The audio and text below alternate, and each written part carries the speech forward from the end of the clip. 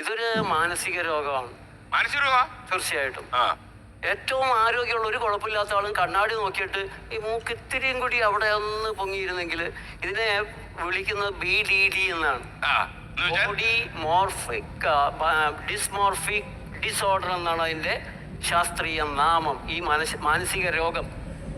മാനസിക രോഗം ക്രിയേറ്റ് ചെയ്ത് ആളുകളെ ഇളക്കി അത് ഇത്തിരി കൂടി വലുതാവണം, ബ്രസ്റ്റ് കുറച്ചും കൂടി വലുതാവണം, അല്ലെങ്കിൽ ചെറുതാവണം, വെയ്സ് ഒന്ന് കുറയ്ക്കണം, 18 ഇഞ്ച് ആക്കണം, ഇങ്ങനെയൊക്കെയുള്ള ഒരു ഭ്രാന്തിലാണ് ഇന്ന് വാസ്തവത്തിൽ ലോകം. ഇത് ബ്യൂട്ടി എപ്പോഴും ഒരു ചോയ്സ് ആണ്. അതിനെ ഒരു മാനസിക രോഗമായിട്ട് കണക്കാക്കുന്നതിനോട് എനിക്ക് യോജിപ്പില്ല. ബ്യൂട്ടി എപ്പോഴും നമ്മുടെ ഓരോരുത്തരുടെ പേഴ്സണൽ ചോയ്സ് അല്ലേ ലൈക്ക് ബ്യൂട്ടി എന്നുള്ളത്. സർജറി ഒക്കെ അവിടെ നിൽക്കട്ടെ, സർജറി ഇപ്പം ഒരു എക്സ്ട്രീം വേർഷൻ ആണ് സർജറിയിലേക്കൊക്കെ പോകുന്നതെന്ന് പറഞ്ഞു കഴിഞ്ഞാൽ. പക്ഷേ ഒരാൾ എങ്ങനെ ഇരിക്കണം, അല്ലെങ്കിൽ അയാൾ മേക്കപ്പ് ചെയ്യണോ, അല്ലെങ്കിൽ ബേസിക് സ്കിൻ കെയർ ഒക്കെ ചെയ്യണോ, എന്ത് പ്രോഡക്ട്സ് യൂസ് ചെയ്യണം എന്നൊക്കെ ഉള്ളത് ഓരോരുത്തരുടെ ഒരു അതെ അതെ അതെ അതെ ഇത് ഒരു ചോയ്സാണ്. നിങ്ങളുടെ ചോയ്സ് അനുസരിച്ച്, ഇഷ്ടമനുസരിച്ച് നിങ്ങൾക്ക് ഇഷ്ടമുള്ളത് ചോയ്സ് ചെയ്യാം. അതിന് ഞങ്ങൾക്ക് പരാതിയില്ല. പക്ഷേ അതിൽ പതിയിരിക്കുന്ന അപകടം പറയാനുള്ള ബാധ്യത ഞങ്ങൾക്കുണ്ട്. അതുകൊണ്ട് തന്നെ പറയുകയാണ്, ഡോക്ടർ ജേക്കബ് വടക്കാഞ്ചേരി പറഞ്ഞത് 100% 101% സത്യമാണ്. ഇതൊരു മനോരോഗമാണ്. ആർക്കെങ്കിലും സംശയമുണ്ടെങ്കിൽ ഫ്രോയിഡിൻ്റെയോ റോബർട്ട് ആർലേക്കറുടെയോ അതല്ലെങ്കിൽ മാർക്സ് കഹാനയുടെയൊക്കെ മനഃശാസ്ത്ര തിയറികൾ ഒന്ന് പരിശോധിച്ച് നോക്കിയാൽ മതി. 100% ഇത് സൈക്കോളജിക്കലാണ്. അതിന് ഞാൻ ചില ഉദാഹരണങ്ങൾ പറഞ്ഞുതരാം. നമ്മുടെ സുസ്മിത സെന്നിനെയും ഐശ്വര്യ റോയിയെയും പോലുള്ളവരെയൊക്കെ സൗന്ദര്യ മത്സരത്തിൽ ലോക കിരീടപ്പട്ടം ചാർത്തി തിരഞ്ഞെടുത്ത് അവർക്ക് 100 കോടി 200 കോടി വരെയൊക്കെ ഡൊണേറ്റ് ചെയ്ത് കമ്പനികൾ ദത്തെടുക്കുന്നത് എന്തിനാണ്? സൗന്ദര്യവർദ്ധക സാധനങ്ങൾ വിറ്റഴിക്കുന്നതിന്. അതെ, സൗന്ദര്യവർദ്ധക സാധനങ്ങൾ വിറ്റഴിക്കുന്നത് എന്തുകൊണ്ടാണ്? ദൗർബല്യം, എതിർലിംഗക്കാരെ ആകർഷിക്കാനുള്ള ദൗർബല്യം, എത്രയും പെട്ടെന്ന് സെക്സ് ആസ്വദിക്കാതെ അല്ലെങ്കിൽ എതിർലിംഗക്കാരുടെ സെക്ഷൽ അംബീഷൻസിനെ എക്സ്പ്ലോയിറ്റ് ചെയ്യുക എന്നതാണ് അതിൻ്റെ ഏറ്റവും വലിയ ഉദ്ദേശം.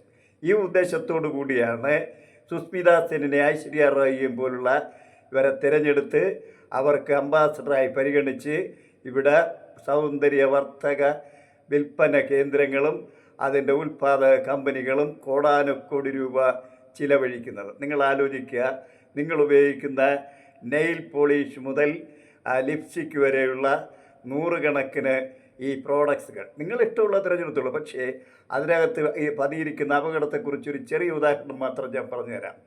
Johnson and Johnson company, American company ഉൽപ്പാദിപ്പിച്ച് വിതരണം ചെയ്ത പൗഡർ ഉപയോഗിച്ച് ബ്രസ്റ്റ് ക്യാൻസർ വന്ന ആയിരക്കണക്കിന് സ്ത്രീകളാണ് നഷ്ടപരിഹാരം തേടി ആ കമ്പനിക്കെതിരെ നഷ്ടപരിഹാരം തേടി അമേരിക്കൻ ഗവൺമെൻറ് സമീപിച്ചത്.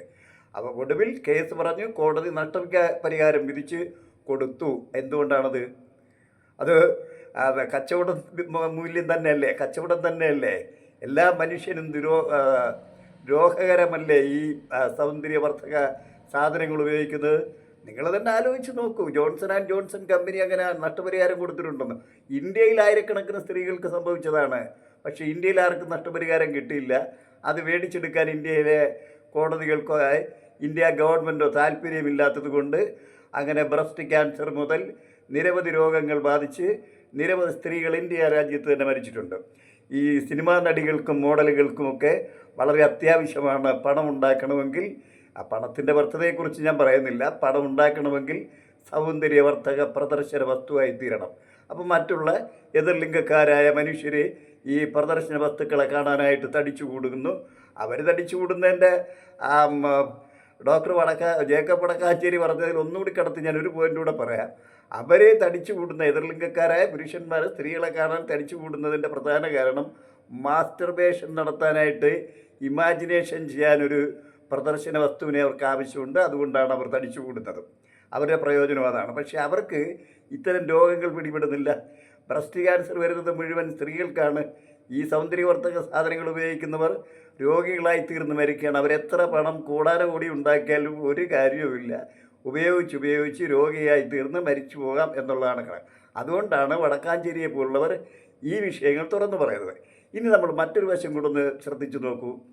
നിങ്ങൾ പേഴ്സണാലിറ്റിക്ക് വേണ്ടിയാണ് ചോയ്സ് എങ്കിൽ ഞങ്ങൾ ഇഷ്ടപ്പെടുന്നു. ഞാനൊരു സംശയം ചോദിച്ചോട്ടെ. നമ്മുടെ അമേരിക്കയിലെ പ്രസിഡന്റ് സ്ഥാനത്തിന് വേണ്ടി മത്സരിച്ച ഡൊണാൾഡ് ട്രംപുമായിട്ട് ആദ്യം മത്സരിച്ച ഹിലരി ക്ലിൻ്റനെ ഒന്ന് എടുത്തു നോക്കൂ. ആ ഹിലരി ക്ലിൻ്റൺ എത്രത്തോളം സൗന്ദര്യവർദ്ധക സാധനങ്ങൾ ഉപയോഗിക്കുന്നുണ്ട്? എന്തെങ്കിലും ഉപയോഗിച്ചിട്ടുണ്ടോ? അവർ നിങ്ങളെപ്പോലെ കുറേ ആഭരണങ്ങൾ വാരിക്കൂട്ടി ദേഹം മുഴുവൻ അണിഞ്ഞു നടന്നതുകൊണ്ടാണോ അവർ ആ സ്ഥാനത്തെത്തിയത്? അവരുടെ പേഴ്സണാലിറ്റി ഏതാണോ? Paulina Jones, American state secretary Paulina Jones, അവർ കുറേ ആഭരണങ്ങൾ വാരി അണിഞ്ഞതുകൊണ്ടും സൗന്ദര്യവർദ്ധക സാധനങ്ങൾ ഉപയോഗിച്ചതുകൊണ്ടുമാണോ അവർ പേഴ്സണാലിറ്റി ഉള്ളത്? കമലാ ഹാരിസ്, കഴിഞ്ഞ തവണ ഡൊണാൾഡ് ട്രംപിനെതിരെ മത്സരിച്ച കമലാ ഹാരിസിനെ എടുത്തു നോക്കൂ. അവരെത്ര ആഭരണം, അവർ ഇന്ത്യൻ വംശജയാണ്. അവരെത്ര ആഭരണങ്ങൾ ധരിച്ചിട്ടും അവരെത്ര സൗന്ദര്യവർദ്ധക സാധനങ്ങൾ ഉപയോഗിച്ചുമാണ് ആ സ്ഥാനത്തെത്തിയത്. അതുകൊണ്ട് ബുദ്ധിപരമായി ബൗദ്ധികമായി ചിന്തിക്കുന്നതിനും പ്രവർത്തിക്കുന്നതിനും സാമൂഹ്യ പ്രവർത്തനം നടത്തുന്നതിനും ഒന്നും, അല്ലെങ്കിൽ ഏത് തരം പ്രവർത്തനം നടത്തുന്നതിനും നമുക്ക് സ്ത്രീജനങ്ങൾക്ക് ഈ സൗന്ദര്യ വർദ്ധക സാധനങ്ങളുടെ യാതൊരു ആവശ്യവും ഇല്ല. അത് രോഗം പിടിച്ചു വരുത്താനും പണം ഉണ്ടാക്കാനും, അത്തരം പണം ഉണ്ടാക്കിയതുകൊണ്ടൊന്നും ഈ ലോകത്ത് മനുഷ്യജീവിതം ശാശ്വതമല്ല, പൂർണ്ണമല്ല. പണം ഉപേക്ഷിച്ചിട്ട് പോകാനേ പറ്റൂ. പിന്നെ എന്തിനാണ് പണം ഉണ്ടാക്കുന്നത്? നിങ്ങളത് കുലങ്കുഷമായി ചിന്തിക്കുക, ശാസ്ത്രീയമായി പഠിക്കുക, അത് മനസ്സിലാക്കി ഒഴിഞ്ഞു നിന്നാൽ, ഇതിനകത്തുനിന്ന് ഈ ഇത്തരം സൗന്ദര്യവർദ്ധക സാധനത്തിൻ്റെ ഉപയോഗങ്ങളിൽ നിന്ന് ഒഴിഞ്ഞു നിന്നാൽ നമ്മുടെ വരും തലമുറകളുടെ കുട്ടികൾക്കെങ്കിലും രോഗികളായി രക്ഷപ്പെടാൻ, രോഗികളാകാതിരിക്കാനും നല്ലൊരു ജീവിതം നയിക്കാനും കഴിയും. എവിടെ നോക്കിയാലും പെൺകുട്ടികളെല്ലാം ചുണ്ടിനകത്ത് കുറേ ലിപ്സ്റ്റിക്കും വാരിയിട്ട് നടക്കും. പക്ഷേ ഇതിൻ്റെ ദോഷവശം ഇവർക്ക് മനസ്സിലാകാത്തത് കൊണ്ടാണ്. അത് പഠിപ്പിക്കാനുള്ള സംവിധാനവും നമ്മുടെ നാട്ടിലില്ല. അതുകൊണ്ട് ദയവിത് ഇത്തരം മുടന്തൻ ന്യായങ്ങൾ പറഞ്ഞ് ഉള്ള ഈ പ്രശ്നങ്ങൾ ഉണ്ടാക്കാതെ നിങ്ങൾ ഇത് ഉപയോഗിക്കുക. then ആ കുട്ടി തന്നെ, ആ പറയുന്ന കുട്ടി തന്നെ ഒന്ന് ശ്രദ്ധിച്ചു. എന്താണ് മുഖക്കുരുവിൻ്റെ സൈക്കോളജി നിങ്ങൾക്ക് അറിയാമോ? ഞാനിപ്പോൾ അത് പറയുന്നില്ല. അതൊക്കെ പോയി പഠിച്ച് മനസ്സിലാക്കുക. ആ കുട്ടി തന്നെ ഒരു രോഗിയായി തുടങ്ങിയിട്ടുണ്ട് എന്ന് തന്നെയാണ് അതിൻ്റെ അർത്ഥം. അപ്പോൾ ഈ സൗന്ദര്യവർദ്ധക സാധനങ്ങൾ ഉപയോഗിച്ച് നമ്മുടെ ആരോഗ്യം നഷ്ടപ്പെടുത്തി രോഗം മേടിച്ച് പണം ചിലവഴിച്ച് രോഗിയായി ജീവിക്കാതിരിക്കാൻ, അതിന് ചോയ്സ് ആണെന്ന് മുടന്തൻ ന്യായങ്ങൾ പറയാതിരിക്കാൻ ശാസ്ത്രീയമായ വിദ്യാഭ്യാസം ലഭിക്കണമെന്ന് വിനയപൂർവ്വം അഭ്യർത്ഥിച്ചുകൊണ്ട് ഞാൻ എപ്പിസോഡ് നിർത്തുന്നു. Good bye.